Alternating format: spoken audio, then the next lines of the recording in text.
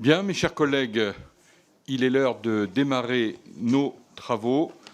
Nous sommes le mercredi 29 mai. Je vous souhaite la bienvenue et je souhaite la bienvenue à Madame la ministre déléguée en charge de l'agriculture et de la souveraineté alimentaire, Madame Agnès Pannier-Runacher. Et donc, avant de démarrer nos travaux, je précise que notre commission ne pourra finalement pas entendre le 5 juin prochain la présidente de l'ARCEP, Madame Laure de la Raudière, comme il était prévu, qui est retenue par un impératif imprévu et qui vous adresse ses excuses. Et donc, cette audition de Madame Laure de la Raudière sera reprogrammée à une date ultérieure. Par ailleurs, il nous faut procéder à une désignation de rapporteur dans le cadre d'une nouvelle mission d'information.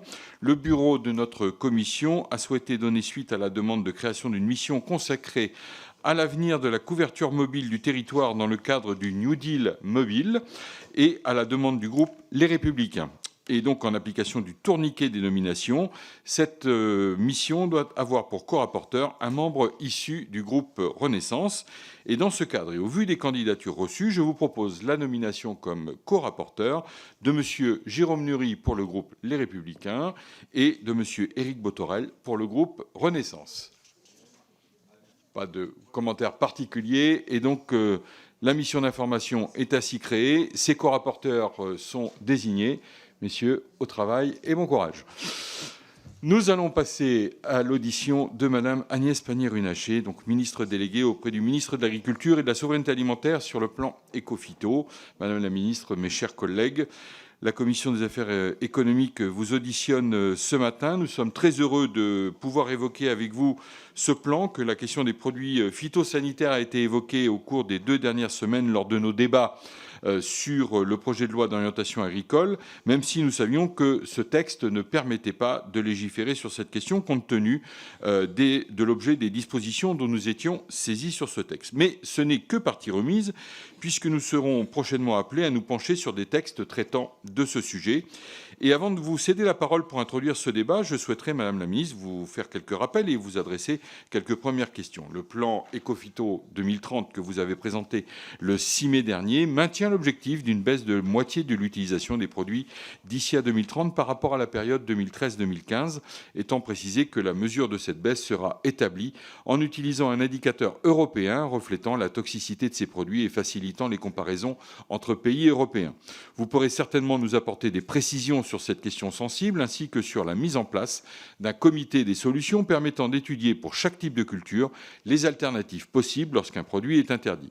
Il s'agit en effet, tout en évitant l'utilisation de produits pouvant être toxiques, de ne pas pour autant laisser les agriculteurs concernés sans solution concrète pour continuer à exercer leur activité. Dans le cadre du plan Ecophyto 2030, il est prévu que 50 millions d'euros seront alloués aux agroéquipements et que l'accès à ces fonds sera facilité par la mise en place de guichets. J'ai toutefois été informé que les industriels des agroéquipements sont en attente d'informations sur ces différentes échéances et les modalités de fonctionnement de ces guichets et le calendrier qui est associé. Est-ce que vous pourriez nous indiquer quelles sont les dates clés et les étapes prévues pour la mise en place de ces guichets agroéquipements et quelles seront les modalités d'accès à ces guichets pour l'ensemble de ces industriels? Et puis, comment pourriez-vous également nous préciser comment le gouvernement compte assurer une communication à la fois efficace, transparente, avec les acteurs concernés, représentés par le syndicat des industriels des agroéquipements, pour soutenir la coordination et l'utilisation efficace des fonds qui sont alloués. Je vous remercie, Madame la Ministre, de ces éléments de réponse que vous pourrez nous fournir sur ces questions. Je vous rappelle qu'après l'intervention de la Ministre, nous entendrons comme d'habitude les orateurs des groupes pour des questions de 3 minutes maximum et que la Ministre répondra à chaque orateur pendant environ 1 minute à chaque fois. Nous entendrons ensuite les questions des autres membres de la Commission pour 1 minute maximum par question et la Ministre pourra cette fois y répondre de façon groupée. Madame la Ministre, je vous laisse la parole pour une dizaine de minutes pour introduire nos échanges. Merci, je vous cède la parole. Merci, Monsieur le Président, Monsieur le Ministre, cher Stéphane, Mesdames et Messieurs les députés. Merci de me donner l'opportunité de vous présenter la stratégie du gouvernement en matière de sobriété d'usage et de réduction des risques des produits phytosanitaires. Je vous mentionne pour mémoire les autres thématiques de mon portefeuille qui recouvrent les sujets relatifs à la transition énergétique et écologique de notre modèle économique, biomasse, photovoltaïque, méthanisation, sobriété des autres intrants agricoles tels que l'eau et les engrais, l'industrie agroalimentaire et la bonne mise en œuvre de la loi Egalim qui recouvre les négociations commerciales et la restauration collective, ainsi que les enjeux autour de la recherche, développement et l'innovation, notamment dans le cadre de la mise en œuvre du plan France 2030. Je répondrai bien sûr à toute question que vous pourriez avoir sur ces sujets également. J'en reviens maintenant à la stratégie du gouvernement pour réduire les risques et les usages des produits phytosanitaires. Cette stratégie elle a un nom, c'est Ecophyto 2030. Avant d'en décliner les éléments clés, laissez-moi vous dire quelques mots sur le contexte dans lequel s'inscrit cette politique publique. Le dérèglement climatique et l'effondrement de la biodiversité constituent une cause majeure de la crise agricole que nous traversons en France, et d'ailleurs pas qu'en France, puisque des manifestations d'agriculteurs ont eu lieu en Europe et dans le monde. Je mentionne depuis le début de l'année 2024 le Canada, l'Inde, le Maroc, autant de pays qui ont des agricultures et des écosystèmes très différents, mais qui néanmoins sont inquiets sur le devenir de leur activité. Nos agriculteurs sont les premiers témoins et les premières victimes de ce dérèglement climatique qui pèse sur leur rendement et donc sur leurs revenus. Dans ce contexte d'aléas accrus, il est tentant d'utiliser davantage de produits phytosanitaires puissants pour protéger nos cultures des nouveaux ravageurs, des maladies qui arrivent dans nos climats habituellement tempérés. Cependant, cette solution n'est pas viable à long terme car l'usage de certains produits phytosanitaires impacte notre environnement et notre santé, en premier lieu celle des agriculteurs, mais il a aussi comme impact de réduire la production puisqu'elle affecte la biodiversité et les pollinisateurs en affaiblissant les sols. Cette approche conduit donc à une réduction des rendements à moyen terme avec certains produits phytosanitaires, je le précise, mais comme la science avance, on n'a pas toujours une vision en 2024 de la réalité, de la totalité des impacts des produits phytosanitaires utilisés en 2024 et peut-être qu'en 2034, on saurait dire que telle ou telle molécule est avec des impacts limités et que telle autre a en revanche des impacts importants. C'est toute la difficulté de l'exercice. La stratégie Ecophyto 2030 du gouvernement repose sur 3 éléments clés. Une ambition environnementale intacte, un financement inédit de 1 milliard d'euros, un changement de méthode. Un objectif ambitieux tout d'abord, celui de réduire les usages et les risques de 50% de produits phytosanitaires. Sur cela, nous ne dévions pas de l'ambition de nos prédécesseurs. Ce qui change, c'est que nous en donnons les moyens scientifiques, financiers et humains. En effet, pour la première fois, nous allons des moyens considérables à la recherche et au développement, mais aussi à l'accompagnement des agriculteurs. Ce sont près de 1 milliard d'euros qui sont ainsi consacrés à la recherche d'alternatives, soit 250 millions d'euros sur 3 ans au titre de la transition agroécologique et 300 millions d'euros au titre de France 2030. Ce sont des montants inédits qui n'ont pas d'équivalent ailleurs en Europe. Nous faisons enfin évoluer la méthode sur 2 aspects. Le premier, c'est de mettre tous les acteurs autour de la table pour trouver des solutions. C'est dans cet esprit que j'ai lancé le 15 mars dernier le comité des solutions. Ce comité réunit la recherche, les instituts techniques, les autorités de régulation, les organisations professionnelles et les filières. Il a pour mission d'objectiver et d'apporter des solutions aux difficultés auxquelles sont confrontés les agriculteurs en matière de protection des cultures dès la campagne 2024. Cette initiative repose sur l'examen de toutes les cultures. Passe en revue l'ail, l'oignon, la cerise, la noisette, d'ici début juillet. Il identifie les distorsions de concurrence liées à l'utilisation de moins de produits phytosanitaires par rapport aux autres États membres. Et je parle en termes de produits, pas en termes de quantité ou d'usage. Et à sélectionner parmi les produits utilisés par nos voisins ceux qui présentent un profil favorable en termes d'efficacité et de risque que nous aurions intérêt à rendre accessible en France par reconnaissance mutuelle ou par extension d'usage. C'est la même méthode que nous mettons en œuvre avec le Parsada, dispositif doté de 146 millions d'euros par an pendant 3 ans, qui vise à anticiper avec les agriculteurs les risques d'impasse à venir et à développer les solutions pour y répondre. 14 thématiques font d'ores et déjà l'objet de dépôts de projets portés par nos organismes de recherche, nos centres techniques et nos filières. Enfin, travailler ensemble, cela veut dire élargir nos connaissances sur les impacts des phytosanitaires sur la qualité de l'eau, de l'air, les insectes pollinisateurs, les effets cocktails. Là aussi, nous mettons des moyens inédits pour que notre boussole soit la science et pas l'émotion ou l'indignation. Le deuxième changement de méthode majeur, c'est que nous devons agir en européen. Agir en européen, c'est reprendre le thermomètre européen qui est le seul indicateur utilisé par les 26 autres États membres, à savoir le HRI1. Et c'est confier une mission à l'INRAE pour faire des propositions, non pas seule, mais avec ses homologues européens et dans la perspective d'un texte européen pour améliorer l'indicateur. Agir en européen, c'est arrêter de prendre des décisions nationales qui ne vont pas au rythme européen, mais c'est pousser l'Europe à prendre les bonnes décisions. Agir en européen, c'est porter un agenda ambitieux d'accélération des homologations sur les solutions les plus prometteuses, telles que les nouvelles techniques génomiques, le biocontrôle et la biostimulation. C'est demander une plus grande homogénéisation de la réglementation et l'approbation directe par l'EFSA des autorisations de mise sur le marché.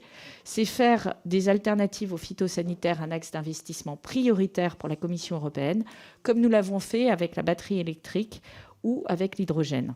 C'est enfin exiger des clauses miroirs et des clauses de sauvegarde vis-à-vis des produits importés cohérentes avec les contraintes sanitaires et environnementales que nous imposons à nos agriculteurs. Vous le voyez, la publication de la stratégie marque un tournant dans notre façon d'aborder la transition vers une agriculture plus sobre en intrants. Mais nous avons encore du travail devant nous. D'abord, et pour répondre à la volonté exprimée par le Président de la République et le Premier ministre, je vous confirme que nous souhaitons avancer rapidement sur un texte législatif qui permettra de concrétiser nos engagements autour de la séparation de la vente conseil et du conseil stratégique. Nous l'avons constaté, la séparation vente-conseil présente depuis sa mise en œuvre des limites, car elle ne correspond pas à la réalité des relations entre les agriculteurs et ceux qui les accompagnent au quotidien. Ce fonctionnement n'est pas satisfaisant parce qu'il place nos agriculteurs dans une situation de risque juridique et nous prive d'un suivi qui nous permettrait de mieux atteindre nos objectifs. C'est pourquoi j'ai lancé le 18 avril dernier, en lien avec les acteurs du conseil, de la vente et les représentants agricoles, une mission visant à proposer un nouveau conseil et à adapter la séparation de la vente et du conseil.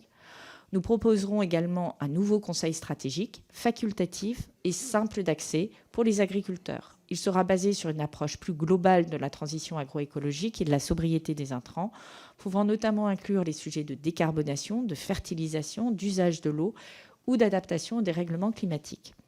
Ce texte saura s'appuyer sur les différents travaux parlementaires, notamment les missions des députés Travert et Potier, comme nous l'avons fait déjà dans le cadre de la stratégie Écophyto, en reprenant l'essentiel des recommandations du rapport issu de la commission d'enquête des députés Potier et Descrozaille, que je remercie pour leur investissement et leur expertise sur ces sujets.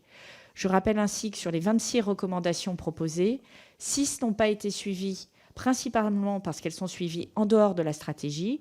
Il s'agit du registre électronique centralisé, la loi foncière, l'adaptation du dispositif HVE, l'expérimentation phytiatre et l'anticipation de la révision du PSN. 2 sont en cours d'expertise, la possibilité d'utiliser les marchés publics comme levier de la transition agroécologique et, vous l'avez compris, la réforme du Conseil stratégique, puisque c'est l'objet qu'on vient de mentionner. Et 18 ont été intégrés totalement ou partiellement, tels que le portage au niveau européen de mesures miroirs. Cette audition, c'est aussi pour moi d'ailleurs l'occasion d'écouter les priorités de la représentation nationale sur ces sujets phytosanitaires dans le cadre de la préparation du texte. Dans les autres échéances à venir, je veux signaler la tenue d'ici l'été d'un comité d'orientation stratégique Écophyto et le lancement, avec mes collègues en charge de l'environnement et de la santé, d'un travail sur la protection des captages d'eau potable, auquel nous allons évidemment associer les collectivités locales et les autres parties prenantes.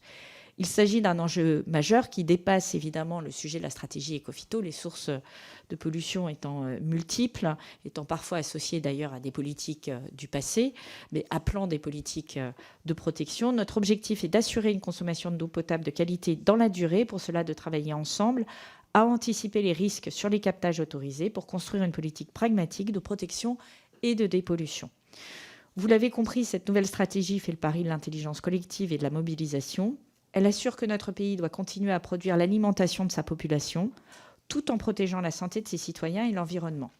Elle positionne la France en leader en matière de transition agroécologique. C'est en unissant nos forces, en investissant dans la recherche et l'innovation, en accompagnant nos agriculteurs vers des itinéraires techniques plus respectueux et en leur faisant confiance que nous pouvons transformer notre système agricole au bénéfice de tous. Je vous remercie. Merci beaucoup, Madame la Ministre, pour ces propos liminaires. Nous allons tout de suite passer au porte-parole des groupes. Et pour le groupe Renaissance, je cède la parole à Monsieur Frédéric Descrozaille. Vous avez la parole, Monsieur le député. Merci, Monsieur le Président. Merci, Madame la Ministre, de votre présence. vous êtes auditionné ce matin par la Commission des affaires économiques sur un sujet qui est extrêmement important, qui a énormément de répercussions dans le pays, qui touche une question à laquelle beaucoup d'acteurs sont sensibles et sur lequel on entend beaucoup d'inexactitudes. Donc il est important de prendre le temps de savoir de quoi on parle.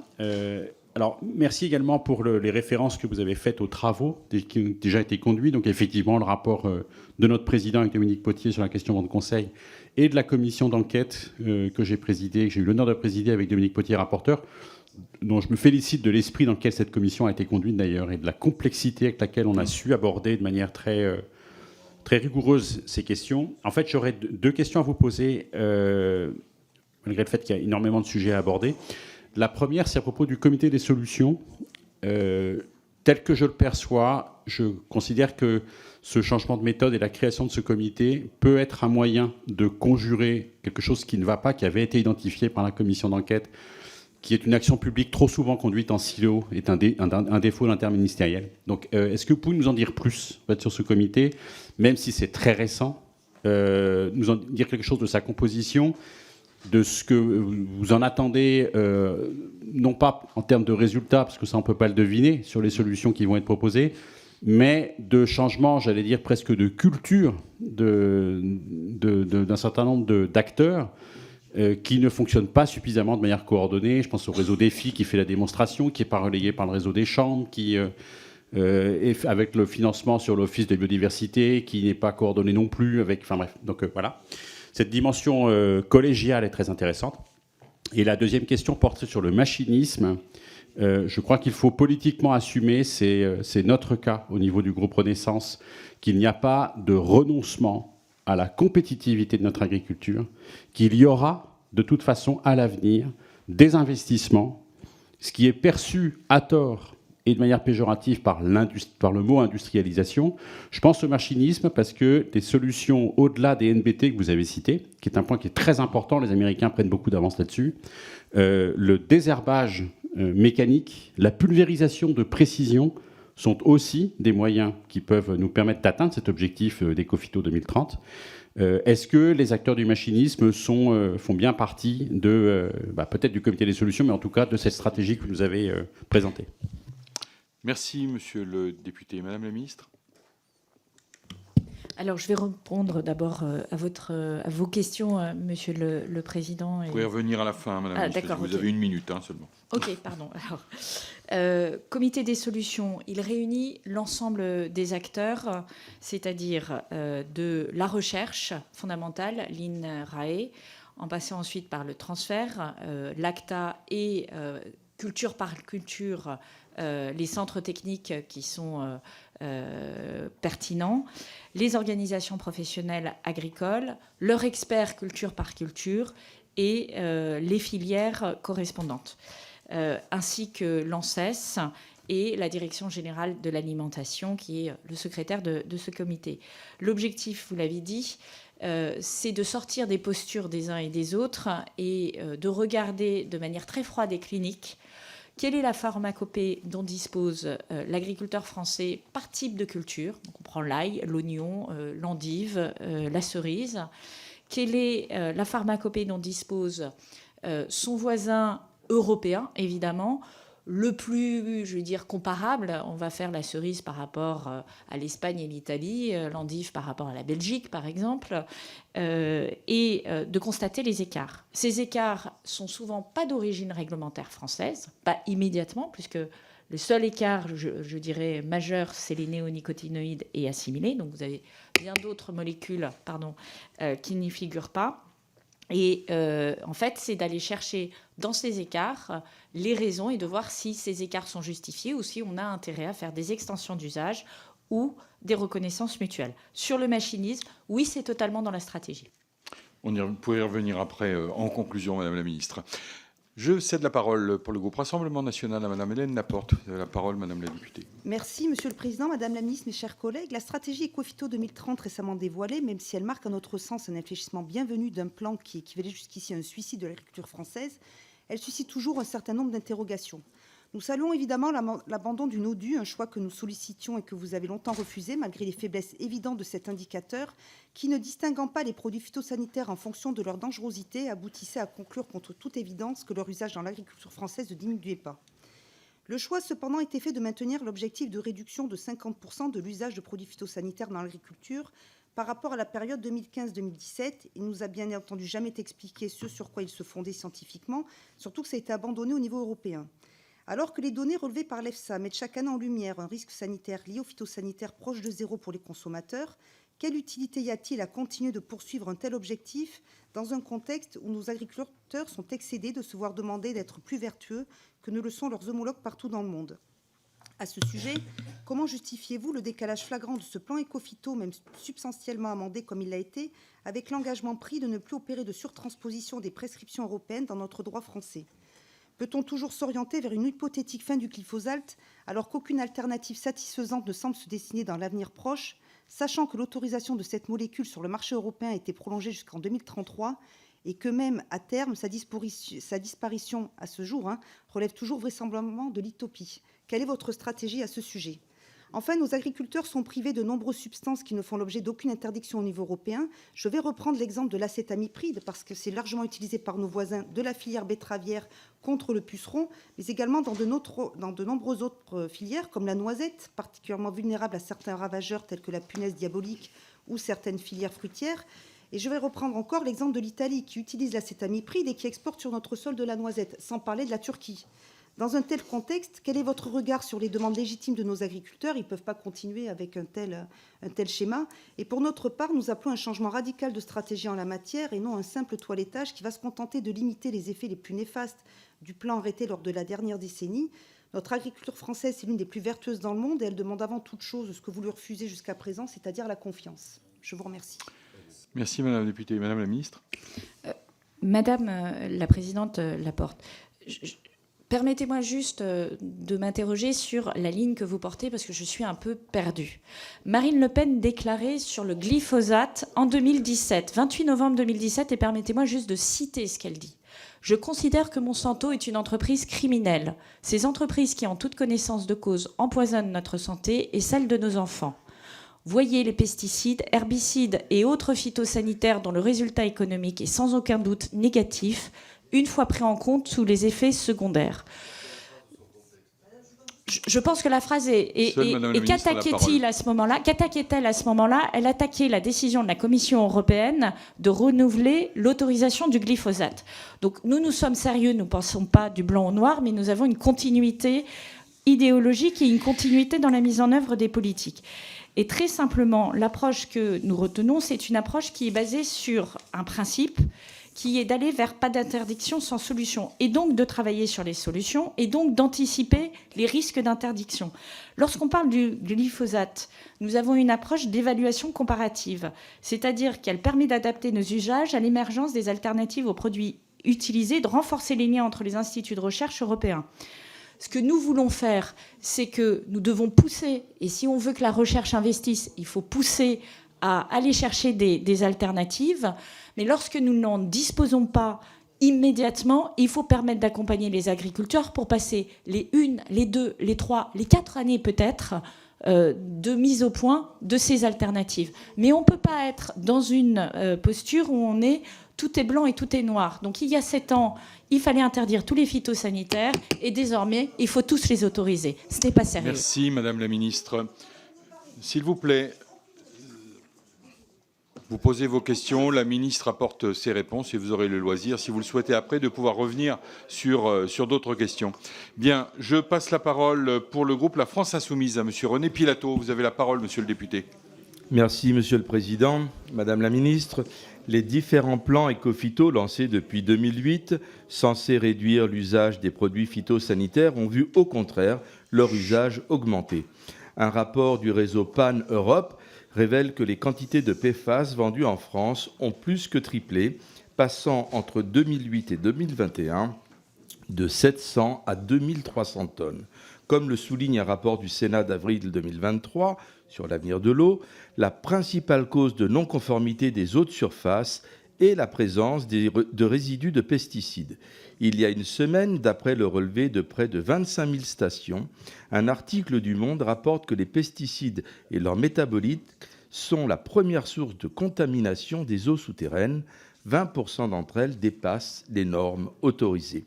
Dès 2020, la Cour des comptes confirme l'échec des plans éco-phyto malgré des fonds publics importants et appelle alors l'État à peser sur les modes de production et les filières. Avril 2023, le Sénat préconise concernant l'avenir de l'eau: la lutte contre la pollution doit se faire à la source, ce qui passe par l'édiction de normes strictes. Le meilleur moyen de préserver la qualité des eaux de surface comme des eaux souterraines est d'abord de ne pas produire de polluants. Par ce nouveau plan éco-phyto, le gouvernement n'en prend pas le chemin. Madame la ministre, je vous cite: l'important sur la question des produits phytosanitaires, ce n'est pas de dire « je veux aller vers le zéro pesticide », c'est de réduire les plus à risque. Mais même sur cet objectif, le Conseil scientifique et technique du plan éco-phyto vous décerne un 0 pointé. Début mai, ce conseil, composé de chercheurs et d'ingénieurs nommés pour leur connaissance du sujet, disent à propos du nouvel indice européen quantifiant les usages et les risques des pesticides, je cite: le HRI n'est un bon indicateur ni du risque ni des pratiques, donc il ne répond à aucun des critères demandés par la directive européenne. Cour des comptes et Sénat incitent à ne plus faire usage des pesticides. Qu'à cela ne tienne, votre futur plan éco-phyto est plus inopérant que ses prédécesseurs. L'ancien indicateur avait l'avantage de rendre compte de l'usage effectif des phytosanitaires. Avec le HRI, il s'agira de vendre une baisse de consommation qui n'existe pas. Vous abandonnez donc toute ambition de réduction des usages de pesticides, au mépris de la qualité de l'eau et de ses conséquences sur la santé publique, au mépris de la transparence que vous devez aux citoyens. Madame la ministre, quand le gouvernement auquel vous appartenez va-t-il prioriser la santé sur les profits ? Merci, monsieur le député. Madame la ministre. Contrairement à ce que vous indiquez, ce plan éco-phyto, il prend des mesures inédites. Première mesure inédite, il multiplie par 6 les budgets. Il multiplie par 6 les budgets. Lorsqu'une autre majorité qui regroupait un certain nombre de groupes de gauche était au pouvoir, le budget était divisé par 6. Voilà, par rapport à ce que nous faisons aujourd'hui. Je pense que c'est un budget qui mérite d'être reconnu. Au passage, la redevance pour pollution diffuse, elle continue à être appliquée, mais c'était l'essentiel à l'époque du budget consacré à cette politique. Deuxième chose, sur l'édiction de normes strictes. Ce que montre le comité des solutions, c'est que précisément, nous avons, culture par culture, parmi les normes les plus strictes, réellement appliquées en France. Nous pourrons en faire la synthèse au mois de juillet. Troisièmement, vous parlez de la qualité de l'eau avec raison, puisque un tiers des captages ont été fermés ces dernières années, ce qui est une alerte collective dont doit se saisir à la fois les collectivités locales, les acteurs qui sont potentiellement pollueurs et la puissance publique. Et sur cela, nous avons un plan que je viens de dénoncer et qui vise à traiter aussi les situations du passé, parce que dans les situations que vous mentionnez, ce sont des métabolites qui relèvent de phytosanitaires interdits depuis parfois plus de 20 ans ou plus de 30 ans. Merci, Madame la Ministre. Pour le groupe Les Républicains, je cède la parole à Monsieur Vincent Rolland. Vous avez la parole, Monsieur le député. Merci, Monsieur le Président. Madame la Ministre, le principal problème du plan éco-phyto réside dans son indicateur, le NODU, qui n'est pas utilisé par les autres pays européens. Cet indicateur ne prend en effet pas en compte la trajectoire de progrès des agriculteurs. En 10 ans, la profession a réduit de 50% l'usage des antibiotiques dans l'élevage et de 90% l'usage des pesticides cancérogènes. Pourtant, ces efforts ne sont pas reflétés par le NODU. Comment réconcilier l'agriculture et l'écologie si nous continuons de stigmatiser une profession qui fait des efforts constants ? Sous la présidence de Nicolas Sarkozy, la France avait déjà pris des initiatives significatives avec le premier plan éco-phyto lancé en 2008 dans le cadre du Grenelle de l'environnement. Cette approche équilibrée entre ambition environnementale et soutien économique aux agriculteurs avait permis de poser les bases d'une agriculture plus durable sans compromettre la compétitivité du secteur. Cependant, le plan Ecophyto 2, lancé en 2015, a échoué à atteindre ses objectifs de réduction des produits phytosanitaires, démontrant une déconnexion entre les ambitions et les réalités du terrain. La rigidité de ce plan a mis en difficulté de nombreux agriculteurs sans leur offrir des alternatives viables et accessibles. Il est impératif de ne pas répéter les erreurs du passé. Notre groupe insiste sur la nécessité d'une approche pragmatique et réaliste. La mise en œuvre du plan Ecophyto, tel qu'il était envisagé, posait de nombreux défis techniques et économiques pour les agriculteurs. Nous devons veiller à ce que chaque interdiction de produit soit accompagnée de solutions alternatives viables, tant sur le plan de l'efficacité que du coût. Il est crucial de ne pas créer de distorsion de concurrence avec nos voisins européens et de préserver notre souveraineté alimentaire. Nous appelons à un renforcement significatif des investissements dans la recherche et le développement des solutions alternatives, d'accélérer leur mise à disposition et de garantir un accompagnement financier et technique adéquat pour les agriculteurs. Enfin, il est vital de maintenir un dialogue ouvert avec les agriculteurs pour s'assurer que les politiques mises en place soient pragmatiques et applicables. Madame la ministre, nous vous exhortons à prendre en compte ces considérations dans la révision du plan. Merci, monsieur le député. Madame la ministre. Il me semble que vos exhortations sont satisfaites. Vous avez mentionné le dialogue ouvert avec les agriculteurs. C'est l'enjeu du comité des solutions et du travail que nous menons sur le Parsada. Vous avez mentionné le renforcement des moyens de la recherche. 1 milliard d'euros en 3 ans, c'est inédit. Et ni le plan du président Sarkozy, ni le plan du président Hollande n'avaient mis sur la table de telles enveloppes, les deux ayant d'ailleurs raté leur trajectoire. Vous avez mentionné le fait de ne pas mettre en place des distorsions de concurrence. C'est un point que nous prenons et que nous devons porter au niveau européen. Et j'ose espérer que tous les groupes qui aujourd'hui portent une politique ou une vision pour les élections européennes auront à cœur de porter également cette vision. Et vous avez mentionné l'indicateur HRI1, rappelant qu'il était le seul indicateur utilisé au niveau européen, et vous avez raison de le mentionner parce qu'il se trouve méthodologiquement que c'est le cas, qu'il est imposé depuis 2018 aux 27 pays européens, et c'est ça qui explique que nous le retenons aujourd'hui.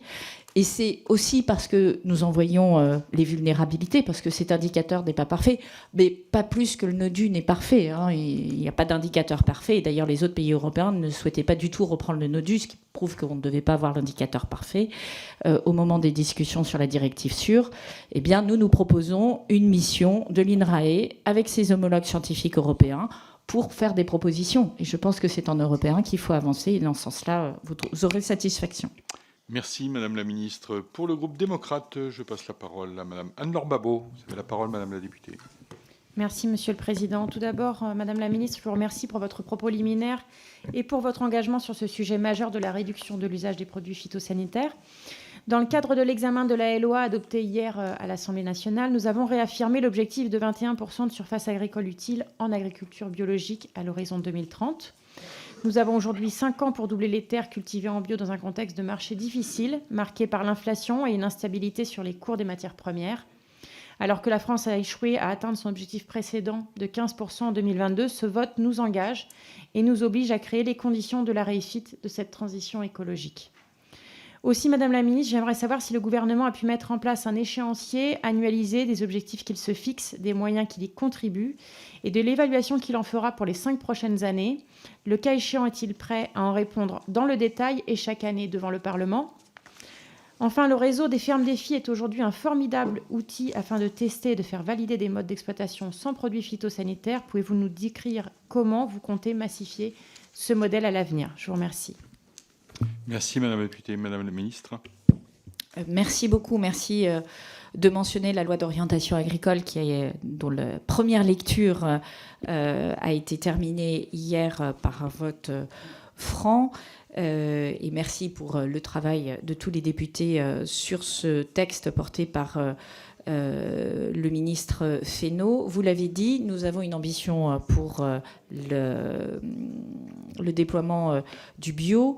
90 millions d'euros ont été annoncés par le ministre Fesneau, et vous savez que c'est lui qui porte le déploiement de ce plan tout particulièrement, avec la volonté, d'une part, de sécuriser le revenu autant que possible, et c'est un des enjeux, je crois, qui figure aussi dans la mission que vous portez pour le compte, avec votre collègue Alexis Isard sur la loi Egalim, donc question du revenu et question de l'accompagnement des agriculteurs avec les aides que nous déployons et une réflexion à venir sur les freins ou les difficultés que rencontrent aujourd'hui dans leur conversion ou dans leur maintien en secteur bio, puisque nous observons un certain nombre de déconversions. Faut-il ajuster ces aides? En tout état de cause, le ministre Fesneau sera au travail sur ces sujets-là. S'agissant des fermes défis, vous avez raison, c'est un instrument absolument... qui est formidable, parce qu'il nous permet de tester un certain nombre de solutions en conditions réelles. Notre objectif est de nous appuyer sur cette approche et de leur donner des moyens. Lorsqu'on met 1 milliard d'euros sur la table, ça permet aussi d'accompagner toute forme, puisqu'on a d'autres formes d'associations et de tests aussi au-delà des fermes défis. C'est aussi de dérisquer les projets. On a un enjeu de dérisquer les projets, c'est-à-dire de permettre à des agriculteurs de tester des itinéraires techniques nouveaux, en sachant que si les résultats ne sont pas au rendez-vous, ils seront accompagnés, ce d'autant que certains itinéraires techniques reposent sur des assolements qui peuvent durer sur 5 ou 6 ans. Donc, ce n'est pas des prises de risque sur un an, c'est des prises de risque sur plusieurs années avec des retours d'expérience qui sont longs. Et c'est une des difficultés que nous avons. Et je veux vraiment insister sur le fait qu'on ne remplacera pas une molécule par une molécule, mais que face à chaque problématique de fongicides, d'herbicides ou de ravageurs, il nous faut avoir des réponses qui sont multifactorielles, nouveaux assolements, sélection variétale, pratiques agronomiques révisées, travail sur la qualité des sols, travail évidemment sur le biocontrôle, le biostimulant. Donc, c'est des sujets qui sont à la fois passionnants en termes d'innovation, mais extraordinairement difficiles et qui ne peuvent se livrer à la caricature qu'on a pu entendre tout à l'heure. Merci, Madame la Ministre. Pour le groupe socialiste, la parole à Monsieur Dominique Potier. Vous avez la parole, Monsieur. Merci, Monsieur le Président. Madame la Ministre, heureux d'échanger avec vous et vous dire la totale disponibilité du groupe socialiste pour coopérer sur ces questions en vue d'atteindre enfin les résultats. Nous avons une commission d'enquête qui a été titrée « Une décennie perdue ». Notre objectif commun est qu'en 2030, on ne fasse pas un plan Écophyto 2040 parce que nous aurions échoué. Réussir ensemble, Madame la Ministre, ça suppose un effort de vérité. La première vérité, c'est de dire le contexte. La révision, j'allais dire le massacre du pacte vert qui a été opéré il y a moins d'1 mois, et d'autre part une LOA qui fait l'impasse complète, voire qui est régressive sur les questions environnementales, l'adaptation au dérèglement climatique, et qui fait l'impasse sur une régulation du foncier qui porte en elle la promesse d'une véritable agroécologie.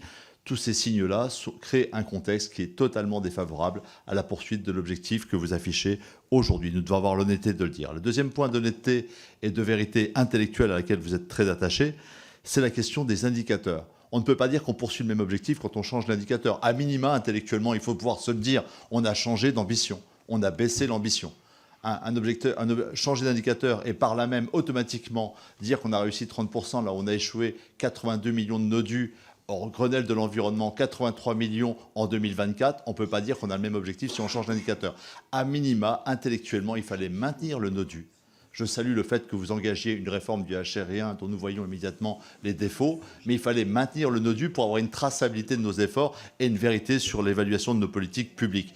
Nous n'avons pas apprécié non plus dans la communication gouvernementale, Madame la Ministre, les rebasages calendaires qui prêtent à cette majorité des résultats qu'elle n'a pas obtenus depuis 2017. En rebasant les chiffres et les objectifs, on peut tout dire. La vérité, c'est que l'évaluation commence au Grenelle de l'environnement et qu'elle est globalement un échec et chaque gouvernement y a sa part. Vous n'avez pas mieux réussi que les précédents, c'est mieux de le dire. La critique, vous avez repris beaucoup de propositions de la commission d'enquête et des travaux que nous avons menés avec Stéphane Travert. Nous nous en réjouissons et c'est tout à fait à votre honneur et nous y sommes très sensibles. La question, c'est de faire la vérité sur la reprise de ces propositions. Nous sommes particulièrement sensibles à éclaircir les points suivants. En fait, nous ouvrons un dialogue aujourd'hui sur la question de qu'est-ce que vous appelez sur des politiques d'évaluation françaises et européennes revisitées. Le sujet est complexe entre l'EFSA et l'ANSES. Là-dessus, il faudra faire la clarté sur ce fameux slogan totalement délétère et faux. Pas de solution sans interdiction. La vérité, c'est que le vrai moteur de la baisse des phytos, ça a été les interdictions. Nous aimerions avoir des clarifications sur la gouvernance et sur les financements. La clarification de la commission d'enquête rend plutôt dubitatif sur les affichages que vous faites. Enfin, je vais m'arrêter là, une clarification sur le conseil qui sera l'objet d'un travail législatif à laquelle, j'espère, nous serons associés. Merci. Merci, monsieur le député. Madame la ministre. Alors, moi, je suis très ouverte à cet effort de vérité. Premier élément de l'effort de vérité, le pacte vert n'est pas remis en question. C'est la politique agricole commune dont vous mentionnez, des évolutions, des assouplissements. Alors, moi qui suis issu, enfin, en tout cas, qui habite dans le territoire du Pas-de-Calais, qui ai vu les inondations, ce que je constate, c'est qu'effectivement, la PAC n'est pas opérationnelle lorsqu'il pleut continuellement du 15 octobre au 15 mars et qu'il est absolument impossible de faire ni les semis, ni la couverture d'hiver, ni l'entretien des haies, et qu'il faut prendre des dérogations pour force majeure. C'est ça qu'on dit. En fait, ce qu'on dit, c'est qu'avoir une ambition environnementale, c'est pas être procédurier. Et c'est ce qu'on dit aussi dans la loi d'orientation agricole. Faciliter les recours, les contentieux, les accélérer, et faire en sorte qu'un oui soit un oui, qu'un non soit un non, c'est finalement faire gagner du temps à tout le monde. Je l'ai fait sur la loi énergie renouvelable, et je me réjouis que le ministre Fesneau l'ait fait sur les bâtiments d'élevage et sur un certain nombre d'ouvrages. Parce qu'on a besoin, les porteurs de besoins, ils ont besoin de savoir si c'est un oui ou si c'est un non. Et ensuite, notre droit environnemental, il n'a pas changé. Les évaluations, les autorisations, les impacts, le principe éviter, réduire, compenser, il figure toujours dans notre droit. Simplement, à un moment, on se donne les moyens de dire oui ou de dire non au projet. Merci, Madame la ministre. Pour le groupe Gauche démocrate républicain, Monsieur André Chassaigne. Oui, merci Madame la Ministre. Je voudrais revenir moi aussi, comme l'a fait Dominique Potier, sur des points que vous avez abordés en lien avec la commission d'enquête sur les phytos. Je les prends quelques points parmi d'autres. Vous dites qu'il y a une réflexion concernant l'EFSA, le rôle de l'EFSA en lien avec l'ANSES. Or, vous savez très bien que les avis scientifiques qui sont émis par l'EFSA font ensuite l'objet d'une autorisation de l'Union européenne et que le problème de fond qui se pose, qui va être difficile à gérer, ça exige en tout cas un état des lieux, c'est que c'est les autorisations de mise sur le marché qui sont prises ensuite dans chaque État qui tiennent compte du climat, qui tiennent compte du sol et tout un tas d'autres critères. Comment vous voyez donc cette évolution ? Deuxièmement, vous avez abordé, c'est une bonne chose, le fait de la séparation vente-conseil. Ma question est très claire par rapport à ça. Est-ce que vous avez l'intention de faire porter cette évolution par une proposition de loi ou est-ce que ce sera un projet de loi ? Parce qu'il y a une différence fondamentale. C'est en termes d'études d'impact, c'est en termes d'avis du Conseil d'État. Et on sait très bien que les PPL ne permettent pas d'apporter ces réponses, et notamment en termes de contenu des certificats d'économie de produits phytosanitaires, jusqu'où on doit aller, parce qu'actuellement, il y a une forme de flou par rapport aux objectifs. Troisième observation, c'est sur HVE. Vous avez fait allusion à HVE, avec une évolution, je pense, de la réforme du cahier des charges.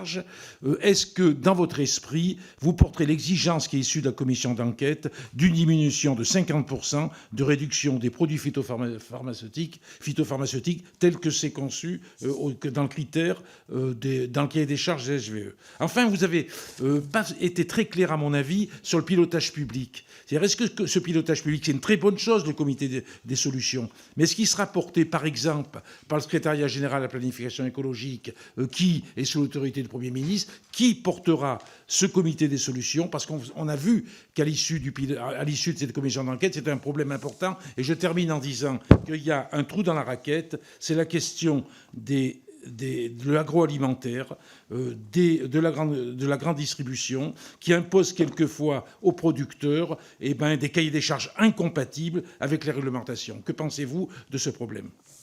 Merci, Monsieur le Président Chassaigne. Madame la Ministre.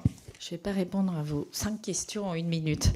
Monsieur le Président, donc très rapidement, EFSA, ANSES, l'objectif qui est partagé avec l'ANSES, c'est de remonter autant que possible les autorisations de mise sur le marché au niveau de l'EFSA et que l'ANSES puisse exercer tout son travail d'abord de reportage et d'analyse pour autant que possible en alimentant l'EFSA. C'est une position qui aujourd'hui doit être... oui, c'est au niveau européen qu'on souhaiterait y arriver. C'est une position qui n'est pas largement partagée par les autres États membres. Je veux dire... C'est une vision que nous portons, nous, en français, mais qui suppose de faire un gros travail d'alignement des autres États membres. Donc, je le pose là, mais ce n'est pas une décision que nous allons pouvoir prendre dans notre coin. En tout état de cause, il nous semble qu'on peut vite avancer sur des choses comme l'accélération des homologations et peut-être des AMM sur le biocontrôle et la biostimulation. Parce qu'on cherche des solutions, mais si on met 10 ans pour les autoriser, on rentre dans une impasse. Et dans la directive sûre, il y avait un chapitre sur ça qui faisait plutôt consensus. Donc, il y a des chapitres qui ne font pas consensus au niveau européen, mais cette partie-là, si on peut l'accélérer, ça serait une façon déjà de régler, enfin d'ouvrir ce sujet d'homogénéisation. Le guide méthodologique qu'utilise l'EFSA, il doit être actualisé des dernières innovations. Je pense à l'agriculture de précision. Et il doit être aussi appliqué partout. Pour nous, ça nous paraît important. Donc voilà, il y a un certain nombre de points sur lesquels on va beaucoup alimenter la Commission européenne pour essayer de faire bouger les lignes. Séparation, vente conseil. Moi, j'attends, et pour vous répondre très concrètement, j'attends d'abord le retour de la mission du CGAER pour début juin, pour savoir comment on fait. On va plutôt, je dirais intuitivement, sur un PJL, sauf si la représentation nationale, parce qu'il pose des textes, s'en saisit. Sur le pilotage public, aujourd'hui, le comité des solutions, c'est le MASA qui le pilote, parce que nous restons dans le cadre des législations existantes. Nous n'allons pas au-delà de ces législations. Merci, Madame la Ministre. Pour le groupe Liberté Indépendant Outre-mer et Territoires, Monsieur Benjamin Saint-Huil. Merci, Monsieur le Président. Madame la Ministre, je vais essayer d'être très court pour vous permettre d'avoir un peu de temps pour répondre. Je voulais vous entendre sur le nouvel indicateur européen. Vous avez dit qu'il y avait une mission INRAE qui travaillerait sur les modifications d'indicateurs. Je voudrais savoir si la France va pousser quelques éléments particuliers, si vous les connaissez déjà, si vous pouvez y revenir. Je veux revenir ensuite sur la stratégie globale. Il y a toujours eu l'objectif historique des 50%, qui d'ailleurs n'a pas été atteint. Chacun a eu l'occasion de le redire. Je voudrais savoir s'il y aura par ailleurs, comme c'était préconisé à l'échelle européenne par le passé, des objectifs plus ciblés sur la réduction des risques pour la santé et l'environnement, puisque ça n'avait pas été forcément mis en œuvre dans le plan Ecophyto 2+, par exemple. Et puis, de manière plus territorialisée, vous le savez, nous partageons un destin régional. Les agriculteurs du Nord qui nous entendent parler de clauses miroirs, de concurrence lointaine, s'interrogent parfois sur la cohérence de la réalité effective à la frontière, puisque sur un certain nombre de pratiques, il y a des usages différents de part et d'autre de la frontière. Et je voudrais vous entendre sur la manière dont vous entendez conduire les discussions à l'intérieur de l'Union européenne, et particulièrement pour les agriculteurs qui sont frontaliers, avec des pratiques qui sont différentes d'un pays à l'autre, donc de quelques centaines de mètres parfois. Je vous remercie. Merci, Monsieur le député. Madame la Ministre. Indicateur. Je rappelle qu'on continue à calculer le NODU pour avoir une cohérence statistique intertemporelle. Je précise qu'on retient le HRI1 comme référence de notre trajectoire. Je ne vais pas faire la mission de l'INRAE à leur place. C'est eux les scientifiques, c'est pas moi. Donc je n'ai pas d'idée préconçue sur les options. Je sais juste que ce qu'apporte l'indicateur HRI1 qui est intéressant, c'est effectivement la prise en compte de la nocivité des produits. Je pense que ça a une vraie valeur. Je pense que sa faiblesse, c'est que les facteurs qui sont associés à la nocivité ne sont pas fondés sur une approche qui est complètement scientifique, puisque c'est de mémoire 1, 8, 16, 64. Donc ces points-là font qu'il y a des points d'amélioration, de même d'ailleurs que sur le NODU, tout le monde voyait les points d'amélioration. Sur les objectifs ciblés pour les risques santé-environnement, nous, évidemment, on suit particulièrement la réduction des CMR1, CMR2. Vous savez que les CMR1 ont diminué de 95% depuis 2015, les CMR2 de l'ordre de 30% depuis 2015. Donc ça, ce sont de réelles avancées. attention, puisqu'on reclasse parfois des CMR1 et des CMR2, donc ça fait bouger les bases de comparaison. Mais oui, notre objectif est de cibler, et dans la publication que nous continuerons à faire de la base statistique, on distinguera bien chacun de ces postes. Sur la question des usages différents en l'Union européenne, j'imagine que vous mentionnez notamment la frontière belge, dont nous ne sommes pas loin ni l'un ni l'autre. C'est très précisément l'un des enjeux du comité des solutions, c'est d'avoir, début juillet, une vision très claire des écarts entre la pharmacopée d'un agriculteur belge par rapport à la pharmacopée d'un agriculteur français. Et souvent, ces écarts sont liés à des politiques industrielles différenciées. Un industriel peut ne pas déposer une AMM en France.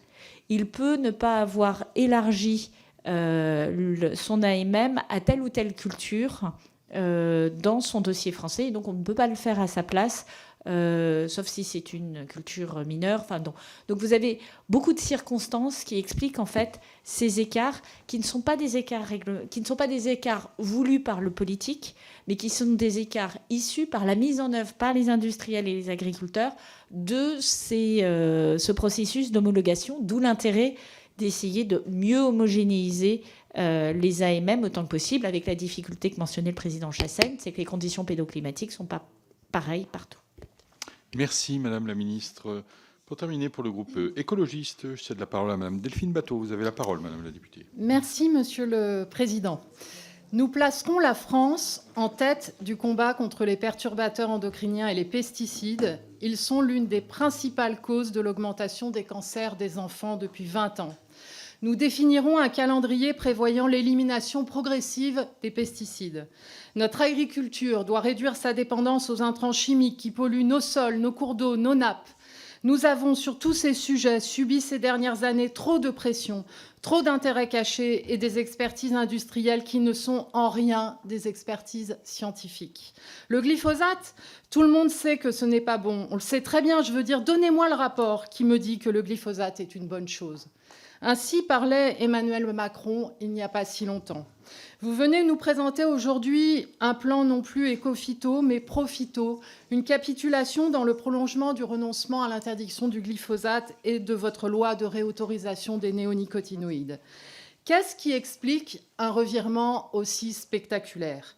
Pas la science, il suffit de se référer à la dernière expertise collective de l'INSERM, aux travaux sur les preuves de l'impact des pesticides sur l'effondrement de la biodiversité, ou encore à l'avis de la majorité des membres du Conseil scientifique et technique du plan éco-phyto sur le fameux H1R1.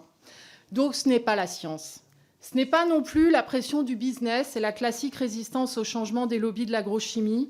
Elle n'a jamais cessé depuis l'invention du poison des néonicotinoïdes, des pesticides de synthèse. Ce n'est pas non plus la position de la FNSEA, ce n'est pas un secret qu'elle demande du temps depuis 17 ans. Ce n'est pas non plus les sondages, puisqu'une opinion majoritaire est au contraire pour la sortie des pesticides et même à 80% pour leur réduction, et 66% trouvent que vous n'agissez pas assez. Non, votre retournement total sur le plan des valeurs, sur le plan du rapport à la science, il s'explique par le choix de capituler face à la pression de la droite et de l'extrême droite et à l'idéologie du backlash environnemental. Ce qui vous a fait changer d'avis, ce n'est pas la science, ce ne sont pas les preuves, ce n'est pas la société. C'est une pression politique avec sa force de frappe obscurantiste manipulée par les ingénieurs du chaos de la fachosphère. Les pesticides, c'est finalement un miroir terrible pour votre majorité. En une poignée d'années, vous êtes devenus réactionnaires au sens littéral du terme, c'est-à-dire les partisans d'un retour en arrière. C'est triste parce que les conséquences sont tragiques, mais c'est aussi une triste évolution pour vous et pour les parlementaires qui vous soutiennent aveuglément. Merci Madame la députée. Madame la Ministre. Je pense que quel qu'aurait été le plan Éco-Phyto 2030, vous auriez pu rédiger le même texte. Donc j'entends ce que vous dites, moi je vais répondre de manière factuelle. Vous parlez du glyphosate, qu'est-ce qui a changé depuis ? Une méta-analyse de l'ANSES qui conduit à nuancer la dangerosité du glyphosate, qui d'ailleurs ne nous conduit pas à revoir notre opinion, mais qui conduit à avoir une approche comparative, c'est-à-dire à dire là où on peut s'en passer, on s'en passe, là où on n'a pas encore trouvé le moyen de s'en passer, on ne s'en passe pas. Ça s'appelle une façon de diminuer l'utilisation des phytosanitaires. Pas de résultat, je vous redonne les chiffres. Moins 95% d'utilisation des CMR1, plus de 30% de baisse des CMR2. Vous mentionnez la science. La science, c'est l'EFSA et l'ANSES. L'EFSA et l'ANSES. Et c'est sur ça que nous nous appuyons. Et je n'ai pas de cas où nous nous soyons éloignés de l'EFSA et de l'ANSES. Ce ne sont pas les études ni des lobbies industriels, ni des lobbies écologiques qui forment la science. Merci Madame la Ministre. Alors, nous allons passer aux questions individuelles. J'ai un certain nombre d'intervenants. Je vous rappelle qu'à l'issue, toutes ces questions seront posées les unes à la suite des autres et qu'à l'issue, vous pourrez faire une réponse globale et bien évidemment prendre le temps dont vous avez besoin pour pouvoir apporter des compléments de réponse aux questions qui vous ont été posées par les orateurs des groupes et auxquelles vous n'avez pas pu répondre. Donc j'ai dans les intervenants, vous allez me préciser s'il y en a d'autres, j'ai Monsieur Buchou, Monsieur Alexandre, Monsieur Bourgeot, Monsieur Villiers, Madame Marceau, Madame Duby-Muller et Madame Lepé. Et je rajoute Monsieur Vigier. Très bien. Et Monsieur Potier et Monsieur Adjar. Très bien. Eh bien, nous démarrons cette série par Monsieur Stéphane Buchou. Merci Monsieur le Président, Madame la Ministre, merci pour la présentation de ce matin. Vous avez indiqué qu'une enveloppe de 250 millions d'euros serait mobilisée entre 2024 et 2026, dont 146 millions d'euros dès la première année dans le cadre de ce plan éco-phyto. Sans attendre, en Vendée, dès 2020, la CAVAC a créé le fonds de dotation indépendant Eau et la Terre visant à diminuer les intrants chimiques, à financer des actions concrètes de terrain en faveur de la biodiversité et à aider l'expérimentation de nouvelles pratiques en sécurisant leur prise de risque financière. Cet exemple me permet de vous poser 2 questions. La première, pour savoir comment vous recevez ce genre d'initiative. Et la deuxième, même si vous en avez parlé déjà ce matin et si vous avez évoqué le sujet, pour avoir un point d'étape sur le phasage du plan d'action stratégique. Je vous remercie. Merci, Monsieur Buchou. Monsieur Alexandre. Oui, Madame la Ministre. Les députés Perrot et Pilato, en juin 2023, ont remis un rapport sur l'usage de l'eau. Dans la proposition 24, M. René Pilato considère que les moyens sont insuffisants au regard des enjeux et souhaite aller plus loin en proposant de n'autoriser que les projets d'agriculture biologique dans les aires d'alimentation des captages dans le cadre d'installation de nouveaux agriculteurs afin de limiter le recours aux produits phytosanitaires dans ces zones sensibles. J'aimerais savoir ce que vous pensez de ce sujet. Merci, Monsieur le député. Monsieur Bourgeot. Oui, Madame la Ministre, Monsieur le Président, mes chers collègues, je m'excuse d'insister, mais une des principales revendications des agriculteurs lors des manifestations était la concurrence déloyale au niveau européen entre pays bien souvent voisins. Donc, notre collègue Francis Dubois fait souvent référence à la filière pomme, avec l'interdiction qu'en France de l'acétamiprid, et je pourrais prendre beaucoup d'autres exemples. D'ailleurs, vous en avez parlé. Alors, Madame la Ministre, allez-vous permettre à nos agriculteurs d'avoir les mêmes règles au niveau européen? Merci. Merci, Monsieur le député. Madame Babot. Merci, Monsieur le Président. Je voulais revenir sur les outils mis à disposition. Tout à l'heure, j'ai évoqué la bio, mais je pense que les PAT sont aussi un outil intéressant en termes de diminution des phytos, et j'aimerais votre regard sur ce sujet. Et deuxième point, mes collègues ont évoqué plusieurs fois la question de la pollution de l'eau et la nécessité de protéger les captages. C'est le cas chez moi. Sur le retour de La Rochelle, on a eu 15 captages de fermés, donc c'est un sujet important sur le territoire de la Charente-Maritime, mais sur d'autres. Et la question de la pollution de l'air est aussi important. Et je crois que c'est le MTE aujourd'hui qui travaille sur ces sujets. Et donc, voilà, je voulais savoir comment vous travaillez avec eux sur ce point. Merci.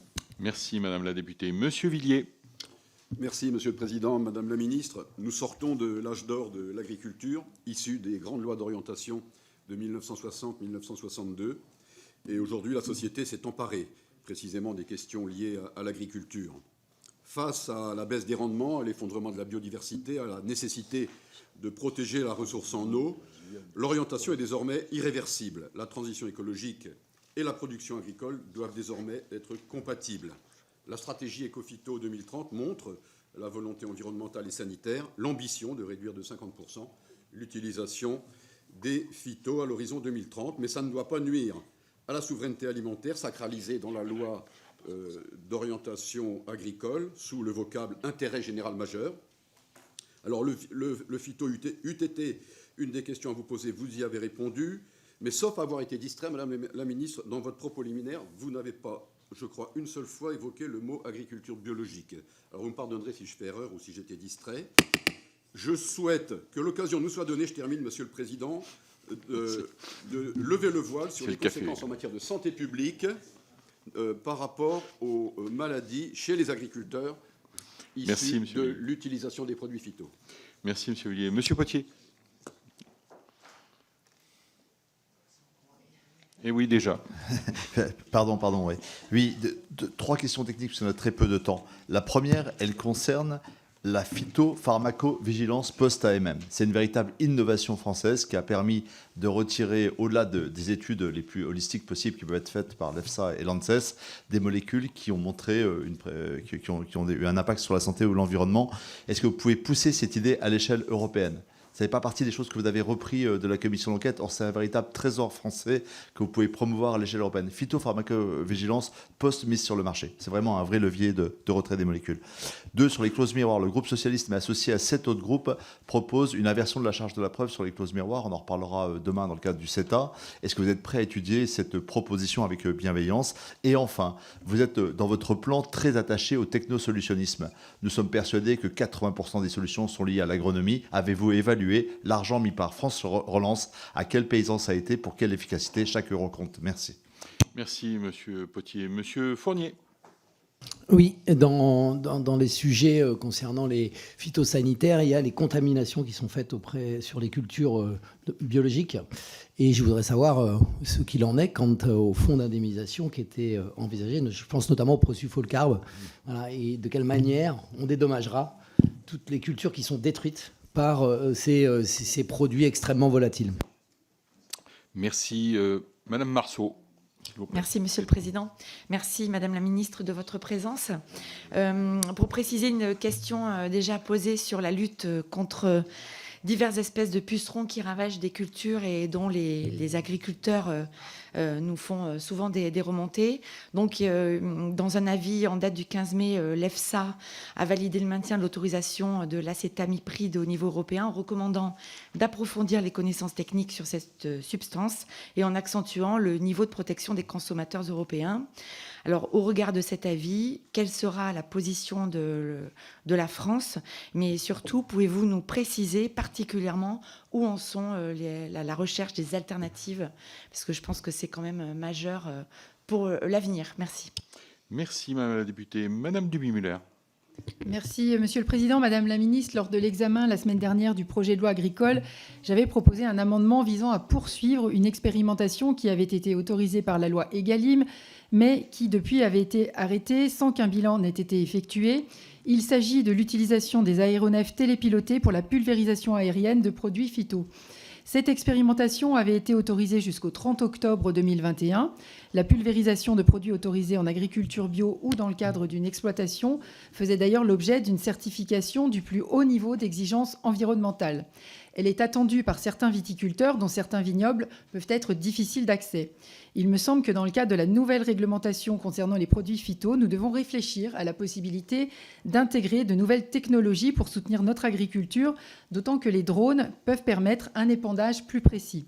Est-ce que le gouvernement envisage de revenir sur cette interdiction et d'autoriser l'épandage aérien de produits phyto par drone? Merci.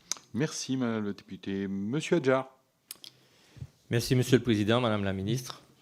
Alors que le changement politique en Martinique vers une autonomie alimentaire en développant et en accompagnant les filières de diversification agroécologique de manière endogène est en cours, un constat amer est fait. Plus de 80% de l'aide européenne POSEI aux revenus agricoles, soit 95 millions et 75 millions, est consacrée à des monocultures bananes et sucre, contre moins de 5% pour les productions végétales écoulées sur le marché local. De plus, cette aide profite à un petit nombre d'agriculteurs, moins de 25%, soit 75% sont abandonnés. Il y a donc nécessité de rééquilibrer et de démocratiser l'enveloppe POSEI entre producteurs et production à travers l'ouverture de l'aide aux revenus au plus grand nombre d'agriculteurs et d'organisations syndicales, l'expérimentation de dispositifs d'aide forfaitaire qui encouragent l'agroécologie et l'exploitation de nos terres agricoles, la territorialisation de la gestion du POSEI pour prendre en compte les réalités locales et les besoins de tous les agriculteurs. Les modifications du programme POSEI reviennent à l'État. Je dénonce également la tentative de blocage du lobby agrobusiness Eurodome qui s'oppose à ces changements malgré le déclin de notre production. Acceptez-vous, Madame la Ministre, de nous soutenir et d'accompagner politiquement ces changements? Merci. Merci, monsieur le député. Madame Bateau. Oui, c'était juste pour une précision sur le sujet du glyphosate. En fait, compte tenu des problèmes déontologiques qui sont intervenus au sein de l'ANSES et de l'incapacité de la France à fournir des données nouvelles dans le cadre de l'EFSA, ce n'est pas l'ANSES qui fait référence sur le sujet du glyphosate, c'est le rapport de l'INSERM sur ses impacts sur la santé qui sont incontestables. Merci, madame la députée. Monsieur Vigier. Merci, monsieur le président. Madame la ministre, les agriculteurs sont les premiers acteurs qui protègent et entretiennent la nature. Depuis de nombreuses années, ils font des efforts très importants pour réduire l'utilisation des produits phytosanitaires. Et bien évidemment, on est tous d'accord, il faut continuer à les réduire dans les usages agricoles. Cependant, on ne peut pas les réduire purement et simplement d'une manière immédiate.